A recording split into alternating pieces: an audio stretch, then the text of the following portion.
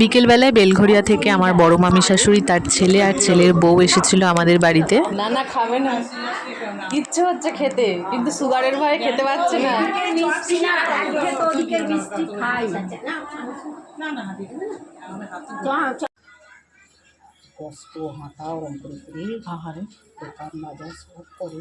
বড় মামিমারা বেরিয়ে যাওয়ার পর সন্ধেবেলায় আমরাও বেরিয়ে পড়ি ধানতেরাসের কেনাকাটা করার জন্য। প্রথমেই চলে আসি বোনের বাড়িতে। এখান থেকে তিনজন মিলে প্রথমেই চলে যাই সোনার দোকানে। এসে তো দেখি সোনার দোকানে প্রচণ্ড ভিড়। বোনকে বসিয়ে রেখে আমরা চলে এসেছিলাম বাসনপত্রের দোকানে। এখান থেকেও আমাদের কয়েকটা জিনিস কেনার ছিল।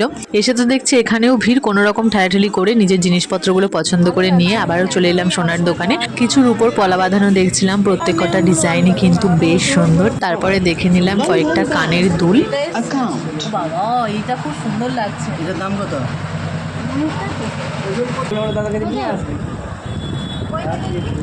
পরের দিনের জন্য মাটির প্রদীপও নিয়ে নিলাম। চলো এবার তোমাদের সাথে শেয়ার করি ধানতেরাস উপলক্ষে কি কি কেনাকাটা করেছি। নিয়েছি একটা পঞ্চপ্রদীপ। প্রথমে কাঠের হ্যান্ডেলওয়ালাটা নিয়েছিলাম, ওটার হ্যান্ডেলটা একটু নড়বড় করছিল বলে চেঞ্জ করে এইটা নিয়েছি। আর নিয়েছি একটা কর্পূরদানি, জলশঙ্খ আর জলশঙ্খের স্ট্যান্ড। প্রত্যেকটা জিনিসই কিন্তু সবার ভীষণ পছন্দ হয়েছে। আর ধানতেরাস উপলক্ষে আমিও একটা গিফট পেয়েছি, এই পলা বাঁধানোটা। কোনো প্ল্যানিং ছিল না, বোন একটা নিচ্ছিল তো দেখে ওর পছন্দ হলো, তুমিও একটা নিয়ে নাও। বোন যে পলাটা নিয়েছে তার ডিজাইন তো আমার কাছে নেই, তোমাদের পরে দেখিয়ে দেবো। তো ধানতেরাস উপলক্ষে এই ছোট্ট শপিং তোমাদের কেমন লাগলো অবশ্যই জানিও।